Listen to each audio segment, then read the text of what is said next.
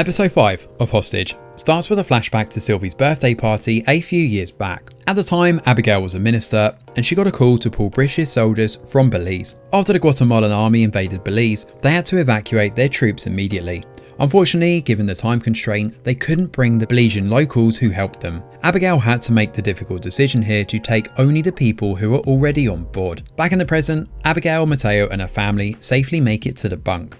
Abigail is still in shock while Mateo is quietly processing after the bomb. Meanwhile, Saskia and Shagan get ready to leave, believing their mission is complete. Well, that is until General Livingston calls to them that Abigail is alive, but Vivienne is dead. He's not happy that Shagan bombed Downing Street without his authority. He heavily scolds Shagan and orders him to leave the country, promising to clean up this mess. Instead of leaving, Shagan orders Saskia to track down Abigail and her family. However, Saskia starts to see that Shagan is deviating from their mission. Now, Abigail comforts Mateo and calls her staff to check their well-being. On the news, Dan announces the death of Vivienne and condemns the attack. He adds that he is now the interim Prime Minister and is sending the military to manage the civil unrest. Livingston evacuates the press on Downing Street and starts a media blackout.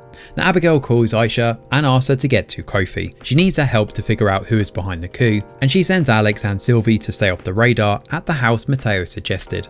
It doesn't take long for Kofi to reunite with Abigail at the bunk with the rest of her trusted staff. They quickly put the pieces together and discover that Livingston is behind everything. Now Abigail calls Kathy here, who is currently with the other ministers at the military base under the leadership of Livingston. Already, Kathy is worried about Livingston's approach to the civil unrest. She agrees to help Abigail and her team gain access to the base, and once at the base, Abigail publicly confronts Livingston. The man slips and implicates himself, and Dan orders his immediate arrest. Later, Dan briefs Abigail and informs her that the vote of confidence has been voided.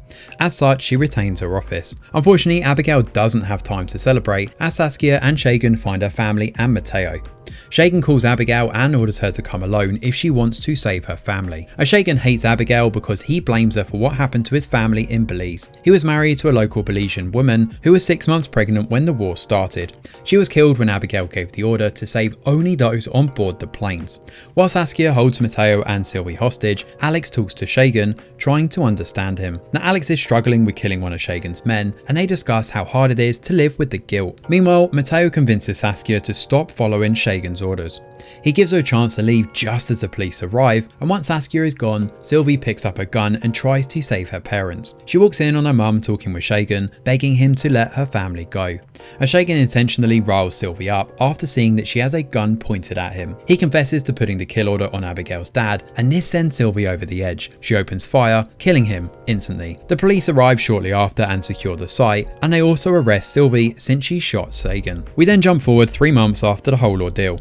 Abigail talks to her family about their future, and they all agree that they are ready to support her next endeavour. She holds a press conference and uses Vivienne's famous words about people being entitled to the truth from their leaders. Abigail then calls for a general election and promises to be honest with the people. She also promises to work with the people that fix the country, and the show ends with the press clamouring to ask questions, bringing this miniseries to a close.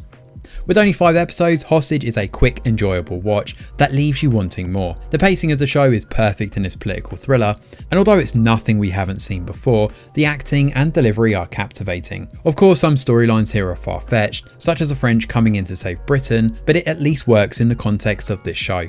Even though this is a limited series, Netflix should probably reconsider and give us a new season. The cliffhanger creates an ideal opportunity for more political scheming. One of the biggest hang-ups with this series though is the underuse of some characters. It would have been nice to see more of Abigail's staff because Corey Malcherest was also severely underused in this series. His character, as well as those of Abigail and Vivienne, could have had a lot more to offer if the writers had gone deeper. Still, what's here is decent enough in what's otherwise been a thrilling little binge watch. Thanks for watching, and do let us know your thoughts in the comments below. Smash a like or subscribe to the channel, your support is very much appreciated. I'm Greg Wheeler, and from all of us over here at The Review Geek, we'll see you on the next video.